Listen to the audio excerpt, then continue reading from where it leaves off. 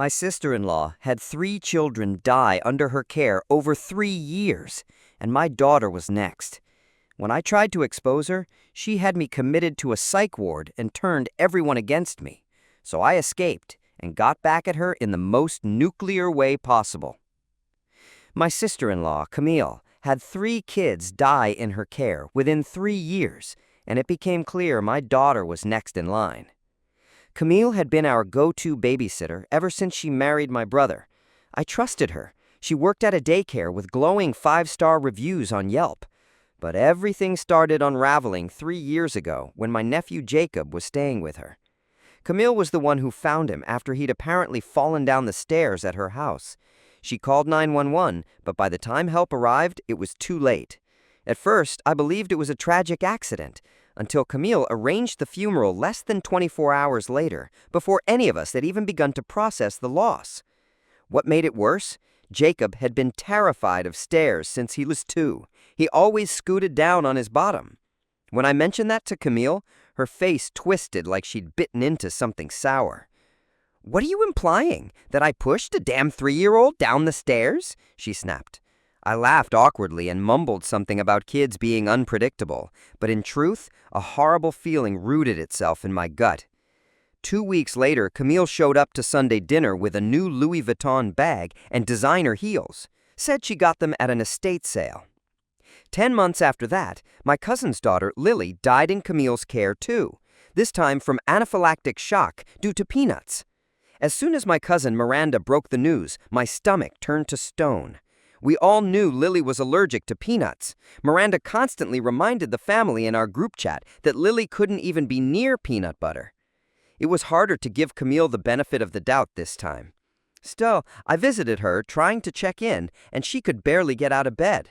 Her Instagram was plastered with photos of Lily, each one captioned with heartbroken emojis. When she eventually went back to work, I gently asked how the allergy had been missed. Camille muttered that Lily must have gotten into something while she wasn't looking. She didn't meet my eyes once as she said it. That same month, she and my brother moved into a beautifully renovated Victorian house. Their combined income wasn't that different from mine, so the upgrade made no sense. But the family was grieving, and I didn't want to seem petty, so I kept quiet. Until last Halloween. My other nephew, Noah, was at Camille's house, getting ready for trick-or-treating. He drowned in their backyard pool. Apparently, he'd torn off the pool cover and jumped in when Camille wasn't watching. That was the breaking point. 3 children, all under Camille's care. I called my mom. "Don't you think it's weird? All 3 kids. Camille was watching them." "Mara, these were accidents. Camille is devastated. How dare you suggest otherwise?" I hung up and tried my aunt. Then my dad. Same response every time.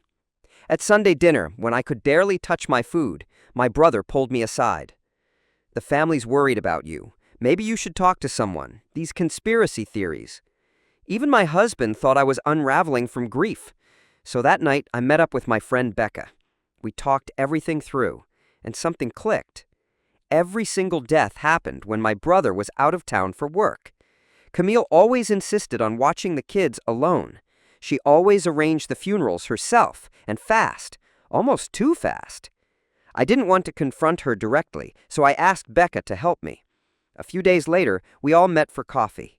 When the conversation shifted toward the tragedies, Becca asked casually, "So, you organized all 3 funerals?" Camille nodded, no face. "That's a lot to manage so quickly. Must have taken a ton of energy." I watched Camille like a hawk. Her cheeks flushed red, eyes narrowing just for a second. "Yep," she replied quickly, then changed the subject immediately.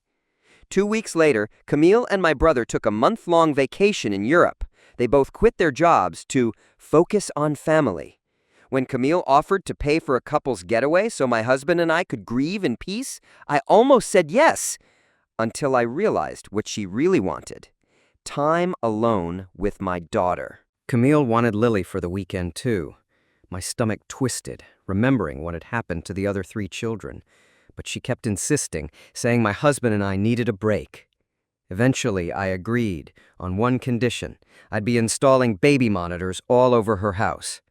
The night before we were supposed to leave, Camille kept texting about all the fun activities she had planned. She sounded so excited, I actually felt guilty for doubting her. When I handed Lily over to Camille, my hands were shaking. As my husband and I drove to the airport, something miraculous happened. I realized I'd forgotten to bring Lily's special blanket. We circled back, and I used the spare key to let myself into Camille's house. She didn't hear me come in. I was just about to enter the living room when I froze. I heard her on the phone. After this one, my kids inherit everything from Grandma's trust. 4 accidents are harder to explain than 3, but once Lily's gone, there aren't any other heirs. I went completely still, my hand still on the doorknob, my heart pounding so hard I thought it might echo through the walls. I slid against the wall, pulled out my phone, and hit record. No, the brownies are already cooling in the kitchen. I crushed up enough cashews to trigger her allergy, just like with Lily's cousin. My legs nearly gave out. I clutched the wall for balance as nausea surged in my throat. Through the archway, I saw Camille pacing, her back to me. Trust me, I know what I'm doing. The EpiPen's right there on the counter. If anyone asks, I'll say I tried to save her. She laughed, an awful, hollow sound that made my skin crawl. Just like with Noah. The phone trembled in my hands as I kept recording. Every part of me wanted to scream, to rush in and grab Lily, but I needed real proof, something no one could deny. Listen, I have to go. Mara just left, but Lily is in the playroom. I'll call you when it's done. She hung up, and then she started humming, the same lullaby she'd sung at Jacob's funeral, at Lily's cousin's, at Noah's.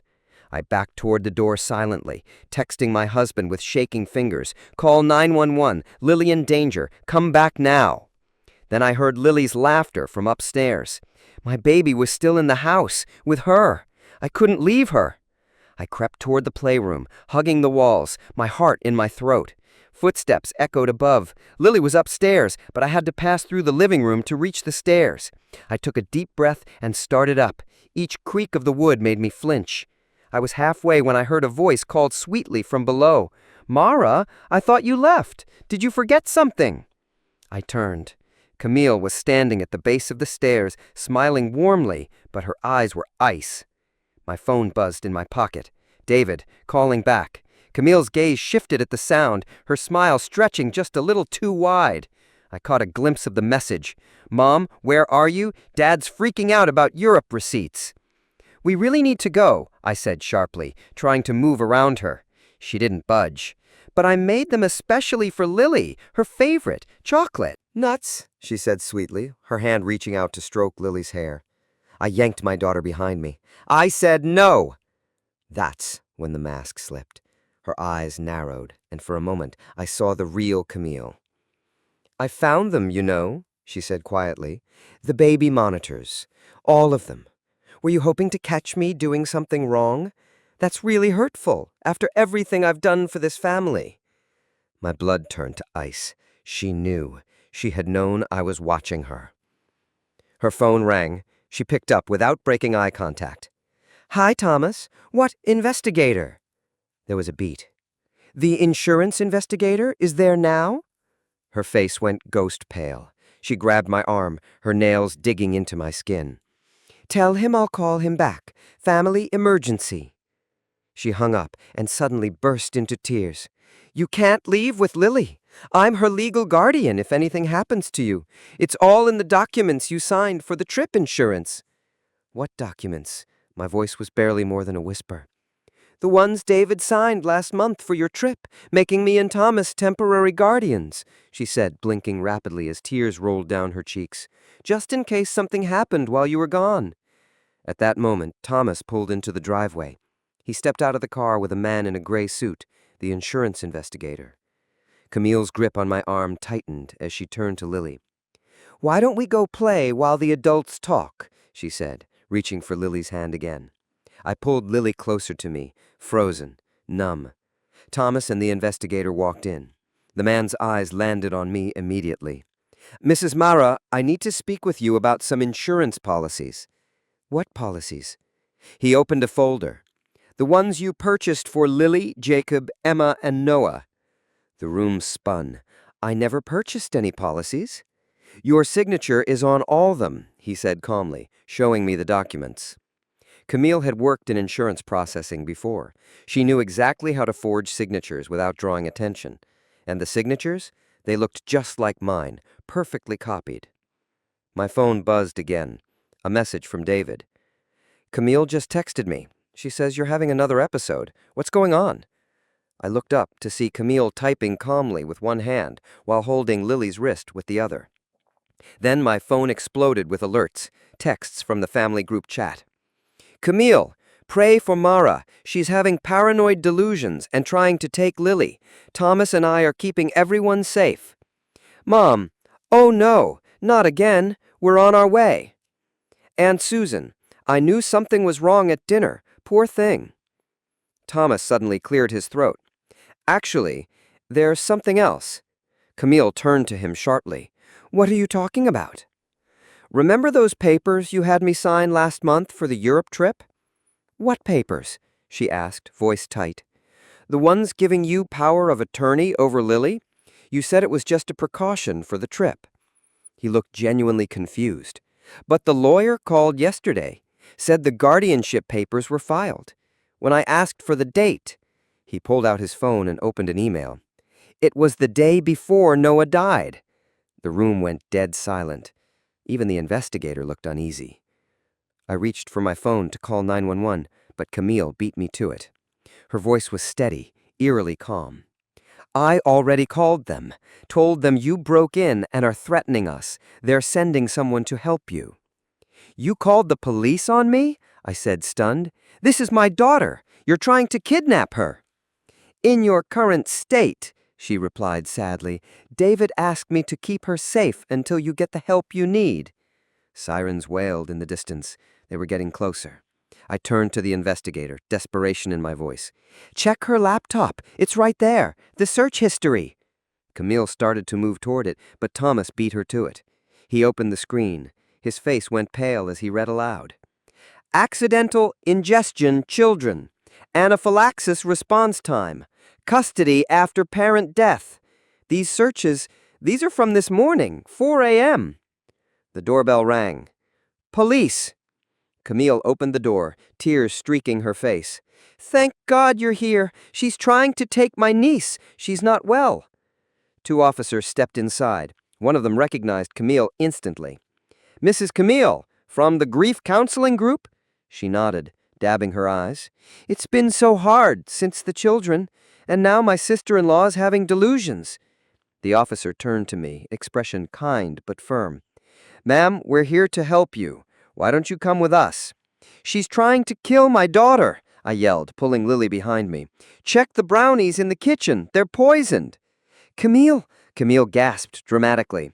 Officers, please. She's been saying things like this for months. She pulled out a folder stuffed with emails and text messages. Here, documentation, everything. I scanned the pages. Out-of-context messages, edited text chains, the timestamps were doctored. But would anyone notice? Mommy? Lily's voice was small, shaking. Why is everyone upset? And then the front door burst open again. Becca. The door opened. I'm so glad you called me, Camille. I've been so worried about Mara, Becca said warmly as she stepped inside.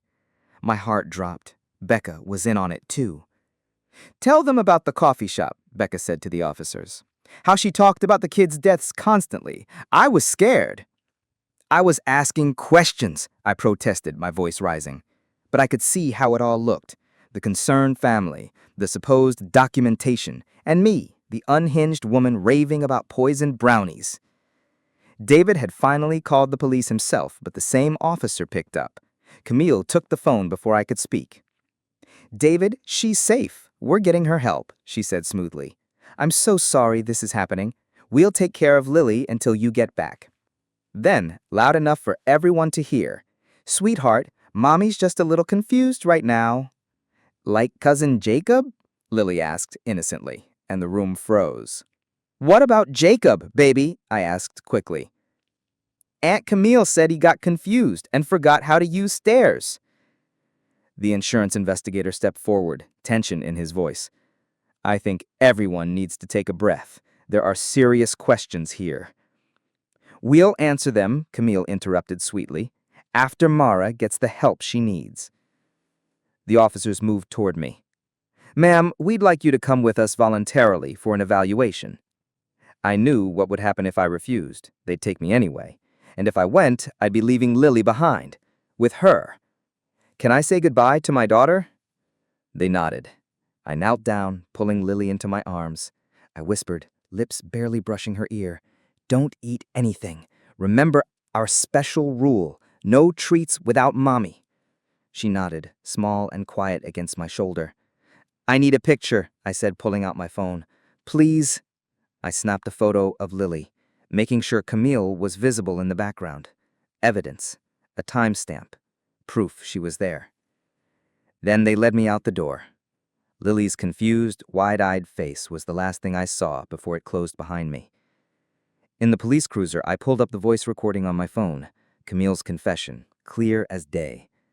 Except it wasn't. The file was corrupted, static, and noise, completely useless.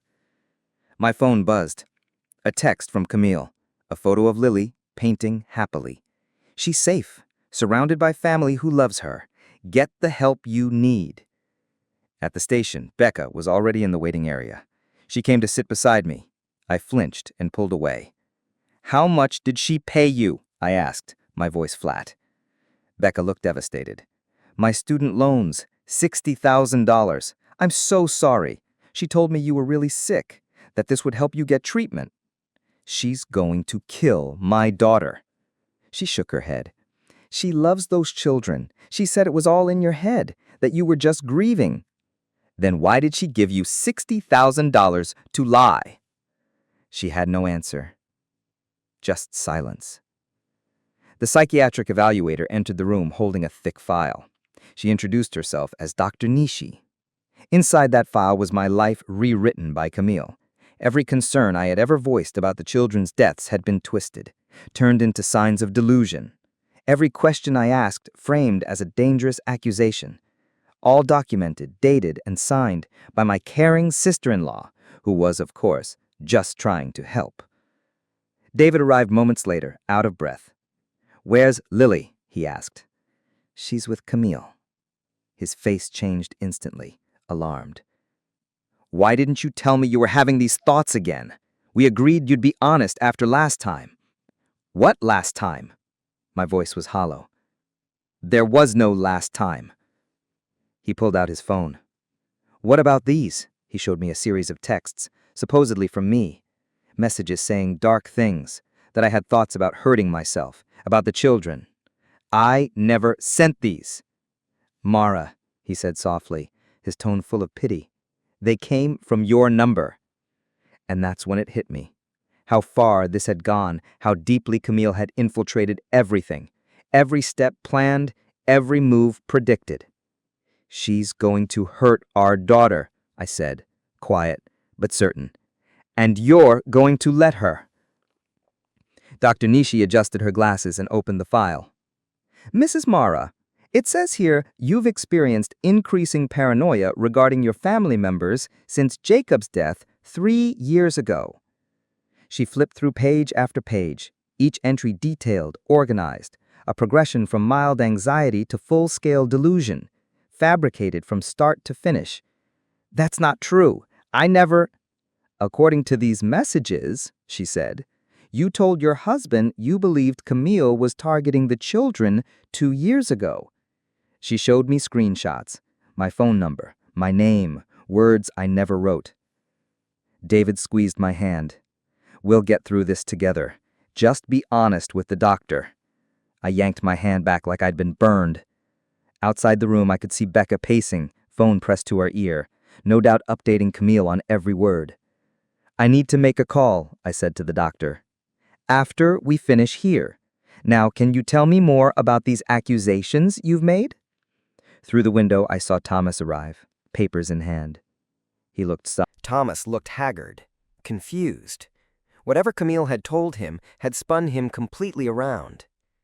"The brownies," I said, desperation clawing through my voice. "Test the brownies at her house. They're full of cashews. My daughter is allergic." Dr. Nishi scribbled something down.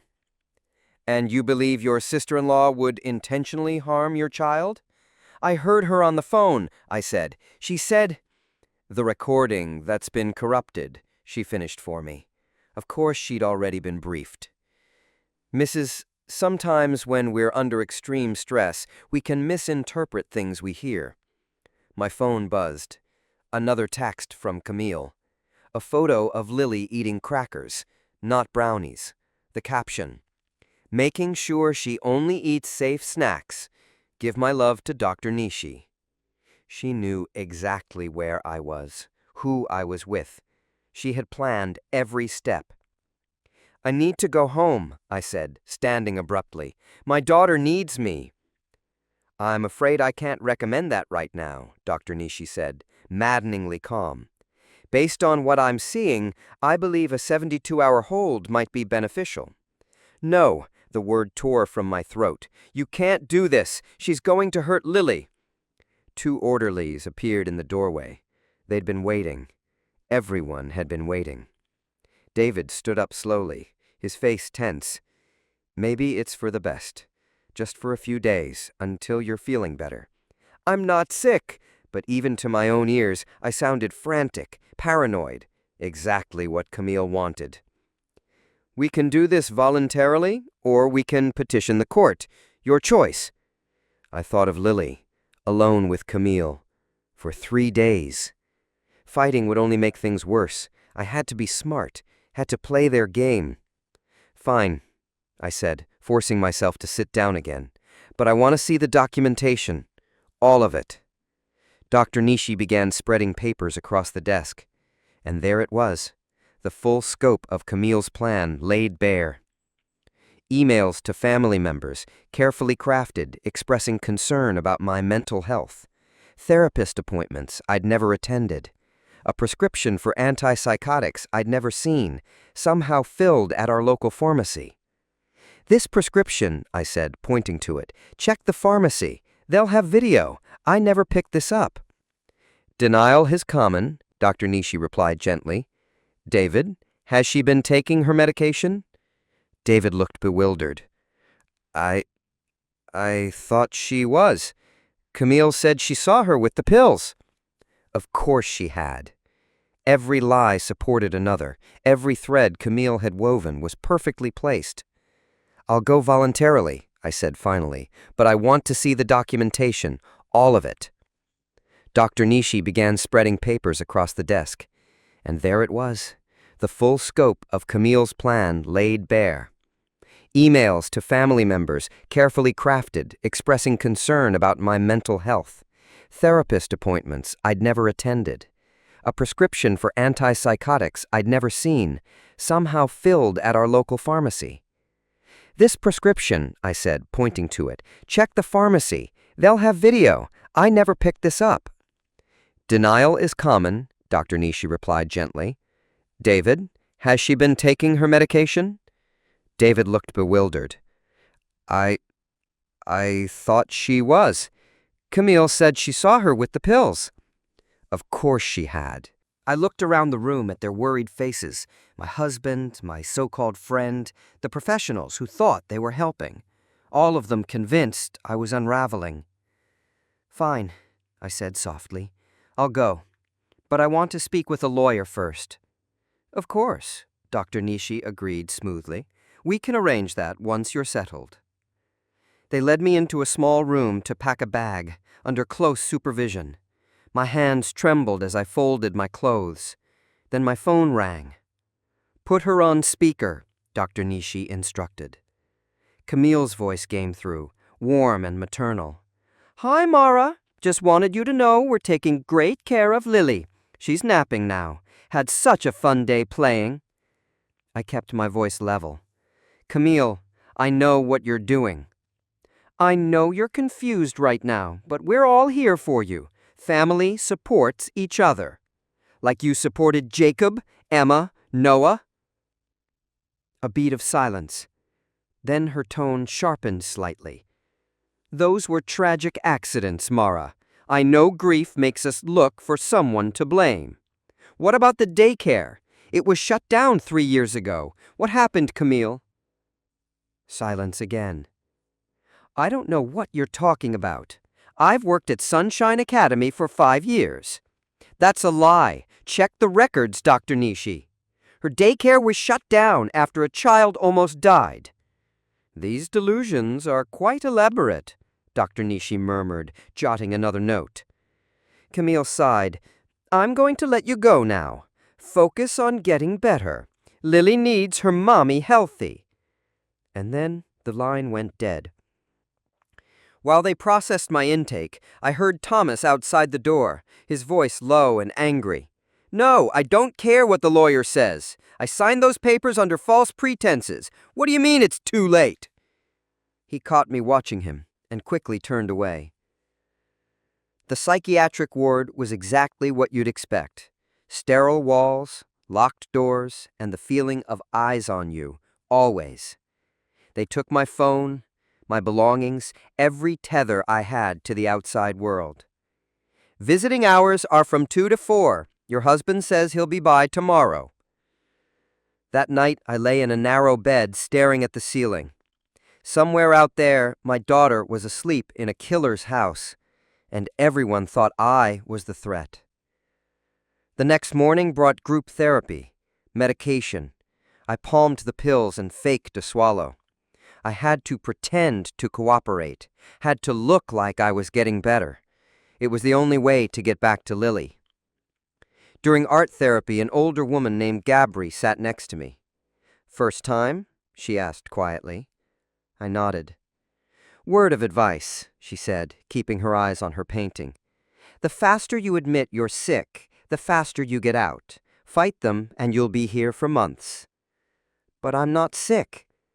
She gave me a sad, understanding smile. Neither was I, but my son needed my house for his new family. Amazing what a few medical documents can do. My blood turned cold. How long have you been here? 6 months. I've stopped fighting. Easier that way. That afternoon, David came during visiting hours. He looked drained, torn in two. Lily's okay, he said right away. I checked on her this morning. Did you see her? Actually see her? Camille sent photos. She's playing, eating. She looks happy. Photos can be old, David. You need to physically see her. Just rub your face. He rubbed his face. I tried. Camille said Lily was napping. She didn't want to wake her, but she promised I could visit tomorrow. She's isolating her, don't you see? He pulled out his phone and showed me more texts. Look at these, messages you sent me. Look at the dates. I studied them carefully. The phrasing was close, too close, but the words weren't mine. Phrases I'd never use, concerns I'd never voice. Check the metadata, I told Dr. Nishi. They're fake. Someone with tech knowledge could fake them. Just stop, David said, his voice hardening.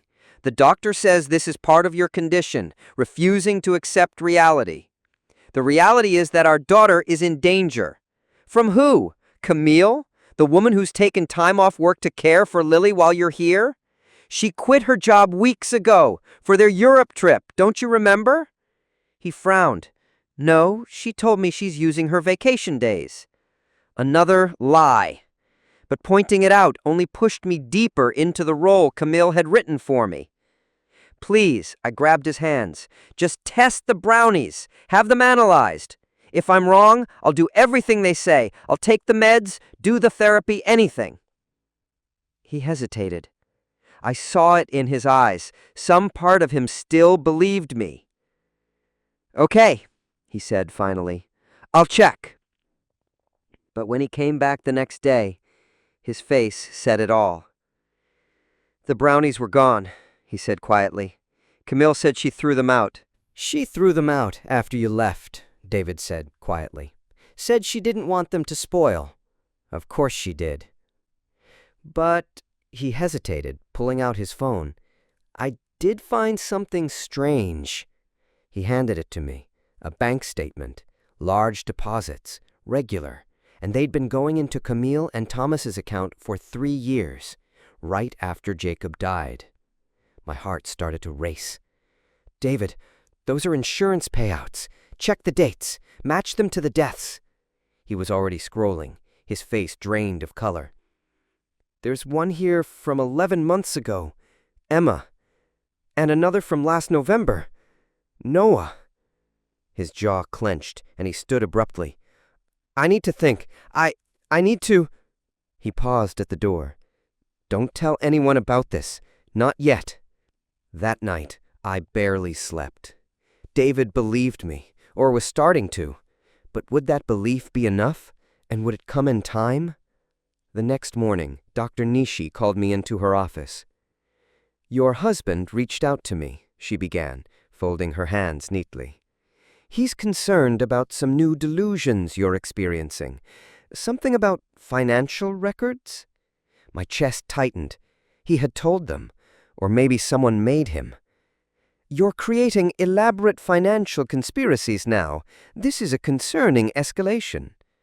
"I'm not creating anything. Those deposits—" "Mrs. Mara, I've spoken with your sister-in-law. She explained those deposits were from a family trust. Her grandmother left money for the children's education. The timing is unfortunate, but not sinister." Every path I took, Camille had already paved over.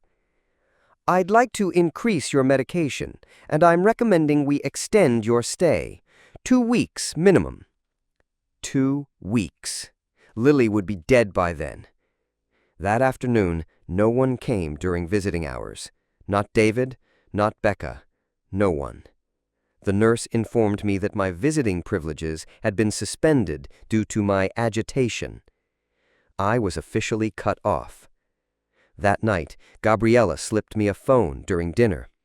10 minutes, that's all you get." I didn't ask where she got it. I just dialed David's number with trembling fingers. "Hello?"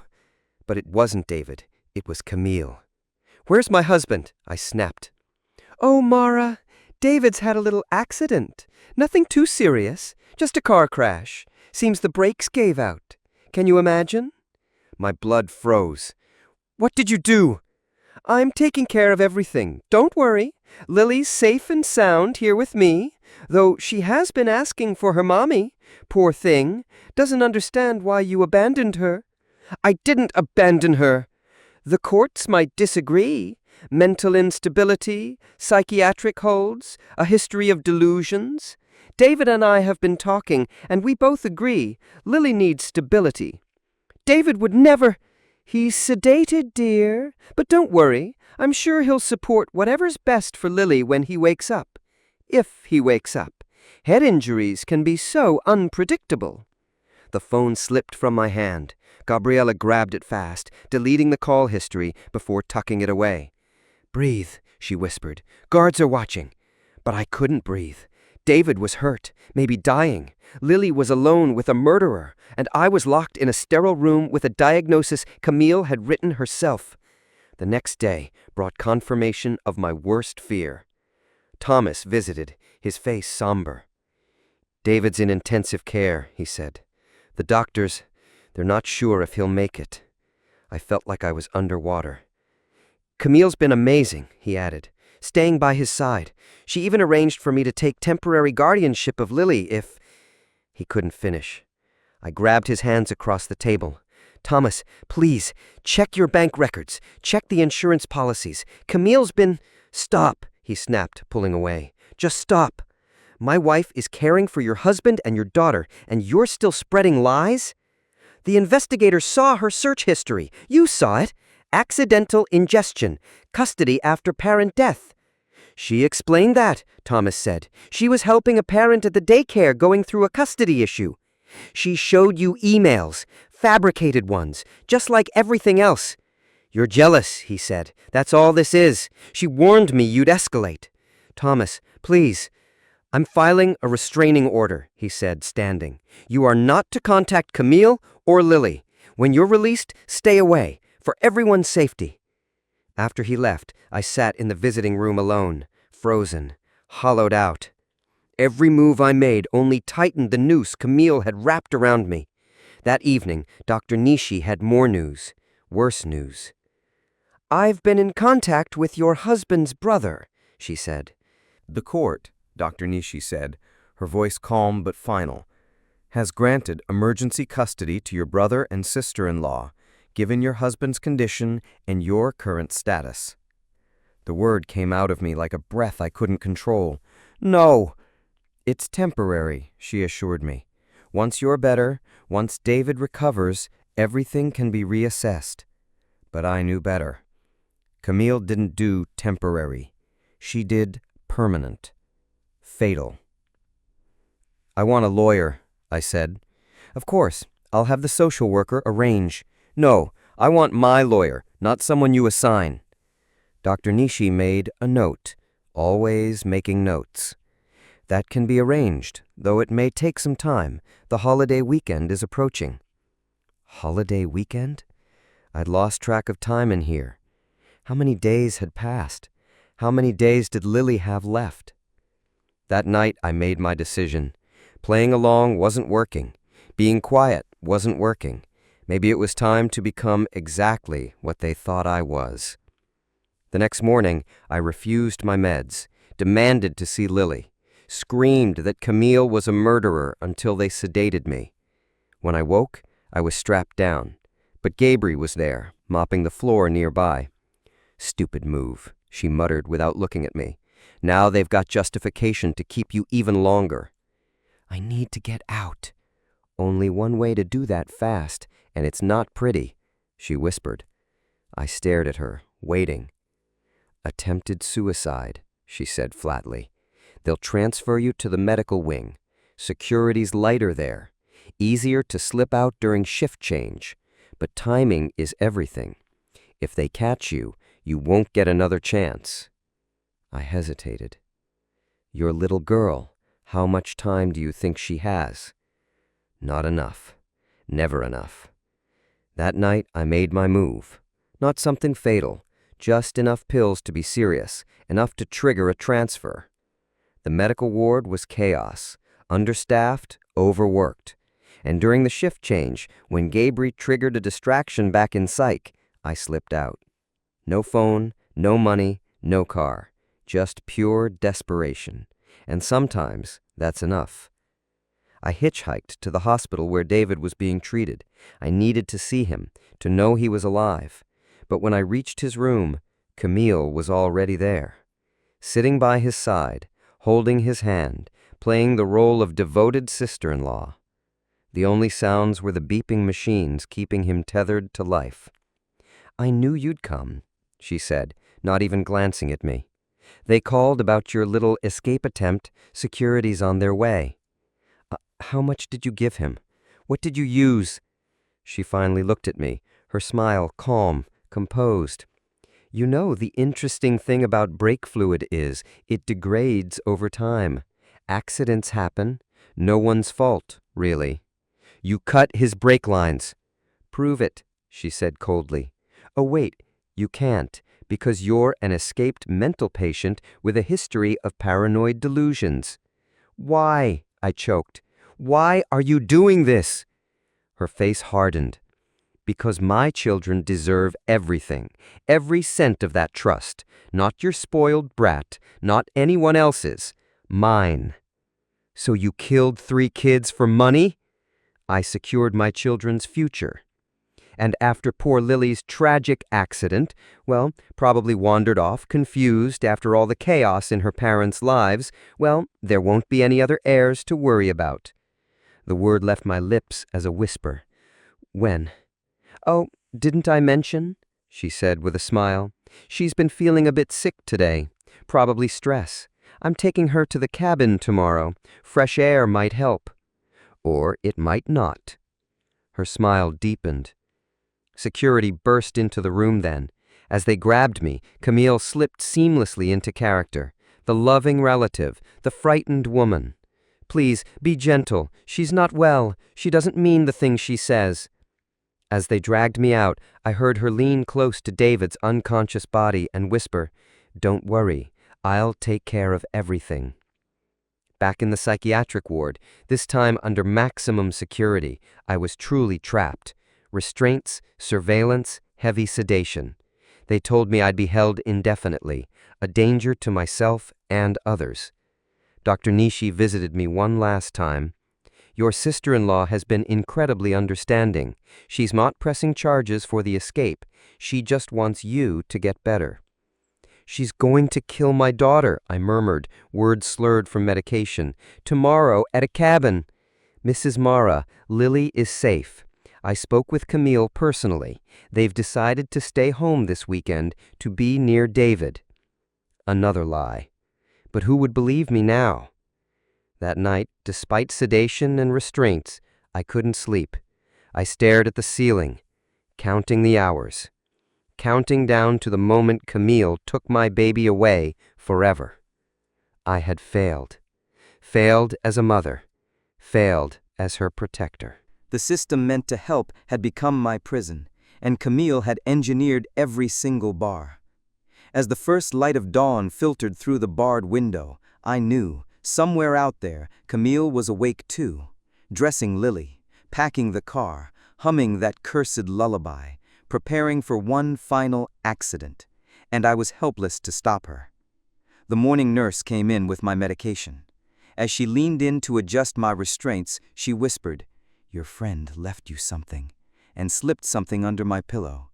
Said you'd know what to do with it. After she left, I slid my hand under the pillow. A phone, Gabri's final gift. My fingers trembled. I couldn't call 911. They'd never believe me. Not David. He couldn't help now. But there was one person who might still listen. One person Camille hadn't completely corrupted. The insurance investigator. I'd memorized his number during those long, desperate hours. His business card had been in my wallet. I punched it in and waited. 1 ring. 2.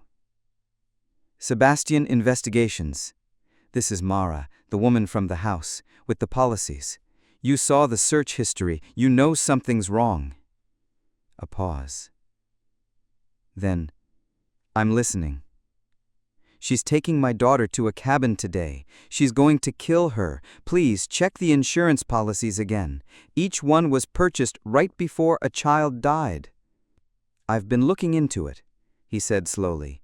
The patterns are concerning. But I need proof. The daycare, I said urgently. Sunshine Academy. She said she worked there 5 years. It was shut down 3 years ago. A child almost died. Same pattern. I'll look into it. But then the door opened. Dr. Nishi, 2 orderlies. Who were you talking to? Dr. Nishi asked, her tone clipped. Myself, I said. The medication makes me hear things. She studied me for a long moment, then nodded at the orderlies. We're moving her to isolation for her own safety. As they wheeled me away, I caught a glimpse of the clock. 9 a.m. Camille would be leaving soon, if she hadn't already.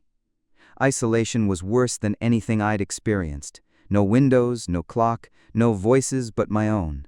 Just blank walls and the steady pulse of dread in my chest. Time stopped meaning anything.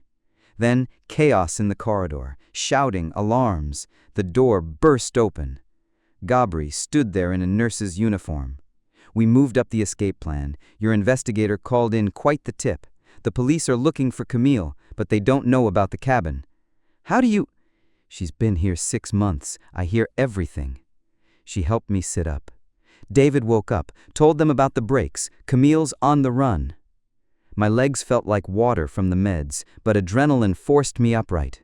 Gabri led me through winding halls, using a stolen key card to unlock staff-only doors. Where are we going? Your investigators waiting outside. Figured you'd want to be there when they find her. We burst through an emergency exit into the blinding light. A car idled at the curb. Max Sebastian was behind the wheel. Get in. I know where the cabin is. Property records show Camille bought it last year. Cash. As we sped off, I saw police swarming the hospital. Too late to stop us. How long since she left? 2 hours, Max replied. I've got contacts at Highway Patrol. Roadblocks are going up. She won't take main roads. She's too careful. He handed me his phone. Call whoever you need to. We've got about 30 miles. I called Thomas first. He answered on the first ring. Mara, the police are here. They're saying things about Camille, about fraud, about... Where's the cabin, Thomas? The one Camille bought last year? I don't know anything about a cabin. We didn't have the money. He stopped. Realization hit. Oh, God, the Europe Fund. She said she was investing it. Where is it? Pine Ridge, off Route 47. But Mara, she couldn't.